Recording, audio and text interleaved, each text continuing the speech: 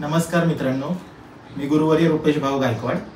तर आज आहे आखाडाचा शेवटचा मंगळवार।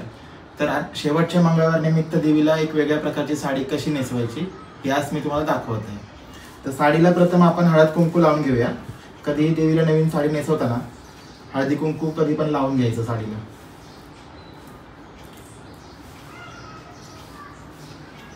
तर सर्वात आधी मी साडी खोलून घेत आहे देवीची। खूप छान असा कलर आहे साडीचा। माझा एक शिष्य आहे दुर्गेश म्हणून, त्याने गुरुपौर्णिमेला साडी देवीसाठी आणली होती।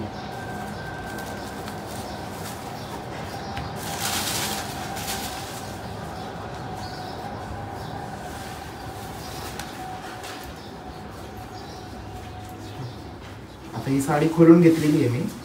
तर ही आपण साडी आहे ना मधून फोल्ड करून घ्यायची, म्हणजे अर्धी करून घ्यायची अशा प्रकारे। पूर्ण साडी अशी अर्धी आपण फोल्ड करून घ्यायची।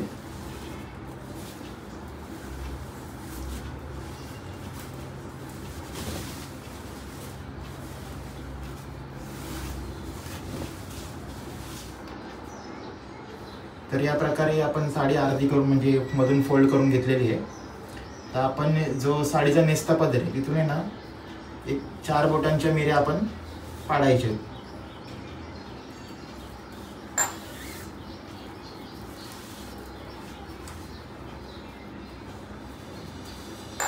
जास्त मोठ्या मिऱ्या नाही घ्यायच्या, बारीक बारीकच मिऱ्या घ्यायच्या, त्याच्यामुळे जास्त मिऱ्या पडतात।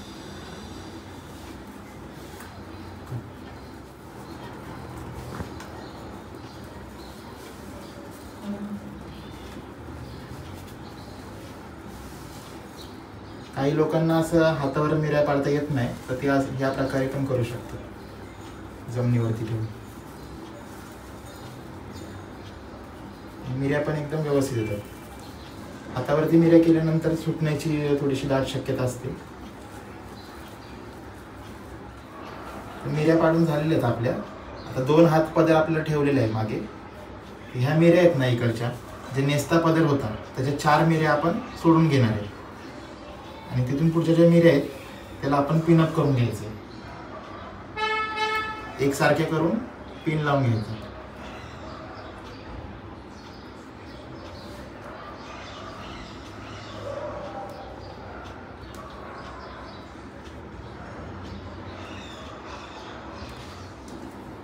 तर एका साईडला पिन लावून झालेली आपली, तसंच वरच्या साईडने पण आपण पिन लावून घ्यायची।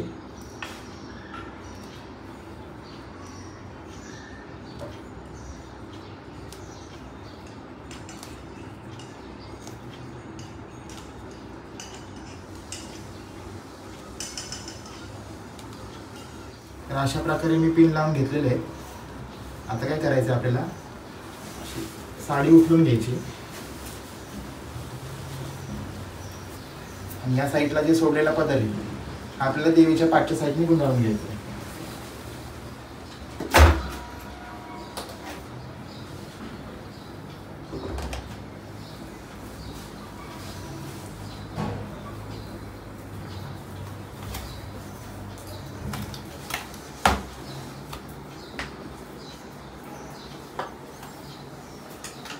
पाठच्या साईडने गुंडाळून हा इकडे पिनअप करून घ्यायचा,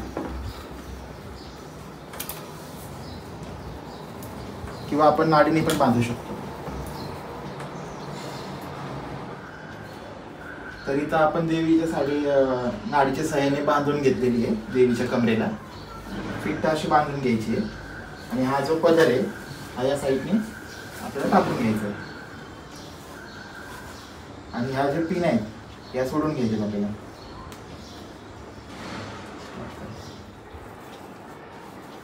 तर देवीला साडी बांधून घेतलेली आहे आपण कमरेला। त्याच प्रकारे एक अशी या साईज प्रमाणे देवीची जी बॉडी असेल त्या साईज प्रमाणे एक काठी किंवा पाईप असेल ना, तो आपण देवीच्या इथे बांधून घेतलेला आहे, कारण की आपल्याला महालक्ष्मी पॅटर्न मध्ये साडी नेसवायची आहे। तर ह्या पाईपच्या आधारे आपण इथे साडी अटॅच करू शकतो अशा प्रकारे। आता हा जो पाईप आहे त्या पाईपाला आपण ही मिरी इथं पिनअप करून घ्यायची आहे।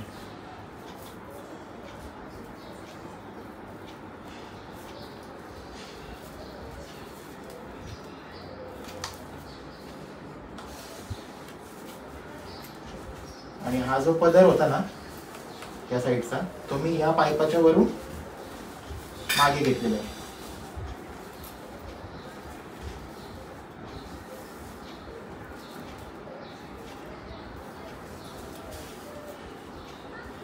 यानंतर आपल्याला काय करायचंय, प्रत्येक मिरी अशी एक लेवलनी घेऊन आपल्याला इथे वर टाचणी लावून घ्यायची. तर या ठिकाणी आपण टाचण्या लावून घेतोय.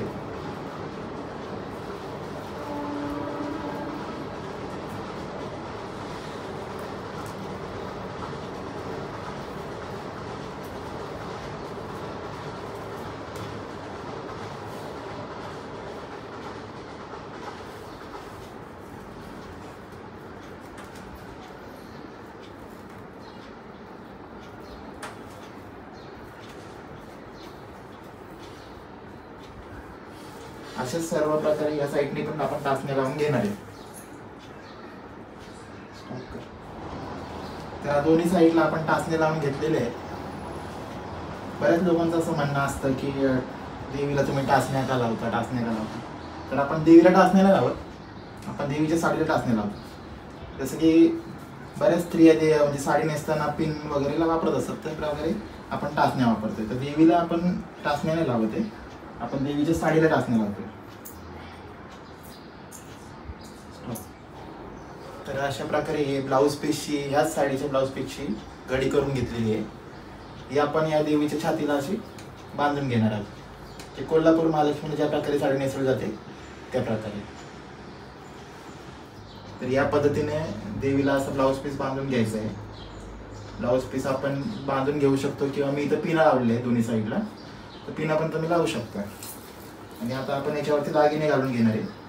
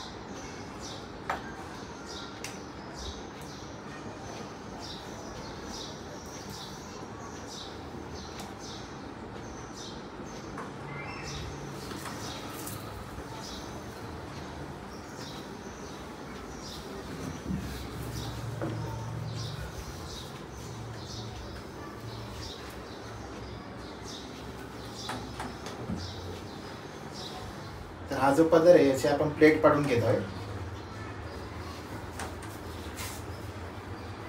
जी बॉर्डर आहे याच्या साईज प्रमाणे अशी प्लेट पाडून घ्यायची.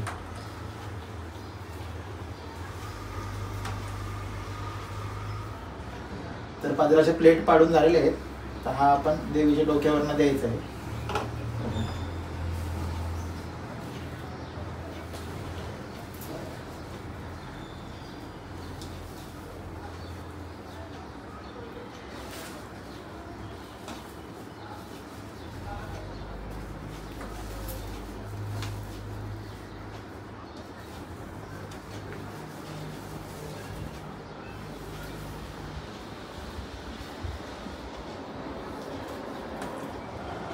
तर या मुखवट्याला आता आपण मळवट भरून घेणार आहे. तर बाजारामध्ये असं चंदन पावडरचा डबा भेटतो, तो आपण पाण्यामध्ये काढून असं त्याचा गोळा करून घेतलेला आहे. तर याचा लेप आपण देवीच्या कपाळावर द्यायचं आहे. एकदम साध्या आणि सोप्या पद्धतीने देवीला मळवट कसा भरायचा हे तुम्हाला मी आता दाखवतोय. तर असं चंदन आपण पाण्यामध्ये मिक्स करून असा गोळा करून घेतलेला आहे. ज्या प्रकारे आपण एक कणिक मळतो ना त्यापेक्षा थोडं पातळ असं गोळा करून घ्यायचं आहे. आणि आपल्याला जसं लागेल तसं त्याच्यामध्ये पाणी मिक्स करायचं आहे.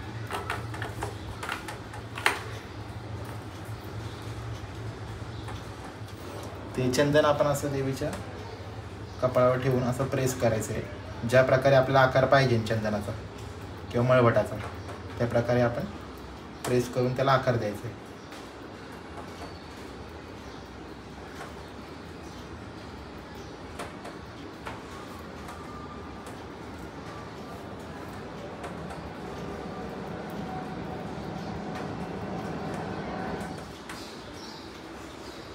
तर असं चंदनाचा लेप देऊन झालेला आहे पूर्ण.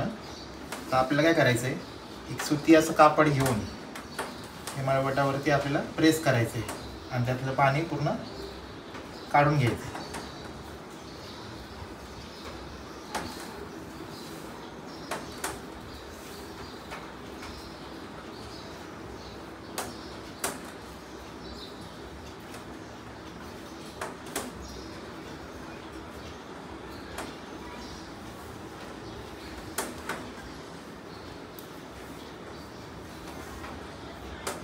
जेवढं पाणी आपल्याला काढता येईल कपड्यामध्ये शोषलं जातं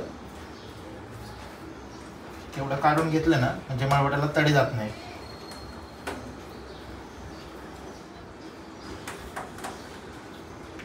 आता याच्यावरती आपण हळद लावून घेणार आहे.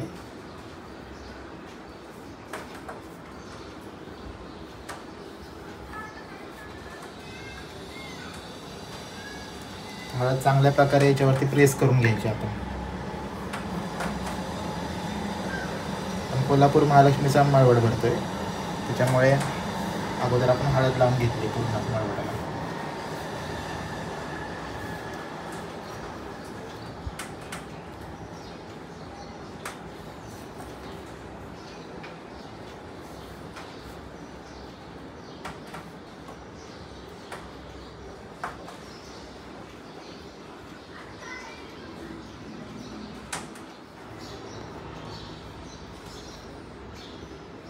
आता हळद लावून झालेली आहे. तर आता आपल्याला काय करायचं आहे, मध्ये गोल काढायचं आहे कुंकवाचं. तर मी माझ्याकडे एक डब्बी आहे अशा प्रकारची, त्याचं झाकणाने मी अगोदर गोल आखून घेणार आहे.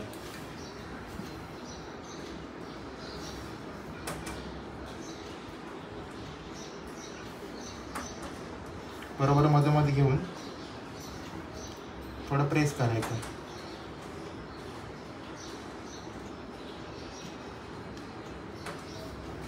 अशा प्रकारे गोल उमटतो याच्यावरती.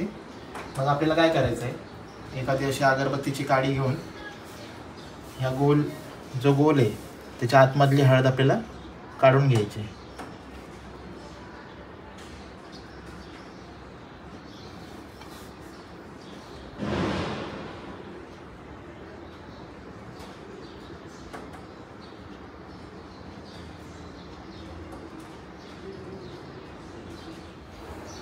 आता गोल आखून झालेला आहे. आता ह्या गोलमध्ये आपल्याला कुंकू भरून घ्यायचं आहे.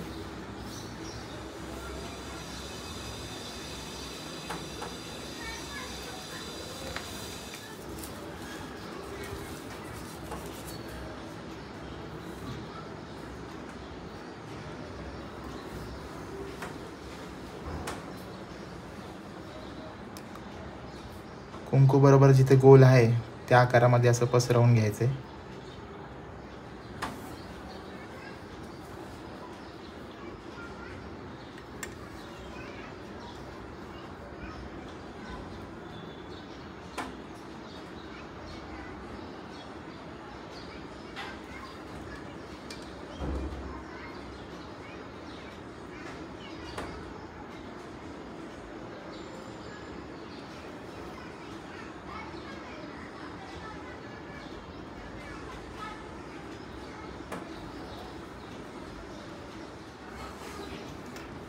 तर अशा प्रकारे मळवट भरून झालेलं आहे.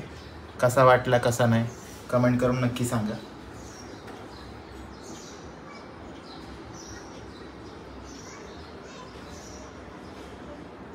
तर अशा प्रकारे आई काळूबाईची कोल्हापूर महालक्ष्मी स्वरूपात पूजा झालेली आहे. देवीचा मळवट आणि साडी नेसून झालेली आहे. तर तुम्हाला कशी वाटली हे कमेंट करून नक्कीच सांगा. चॅनलवर नवीन असाल तर लाईक शेअर आणि सबस्क्राईब नक्कीच करा. धन्यवाद. जय मल्हार जय काळेश्वर.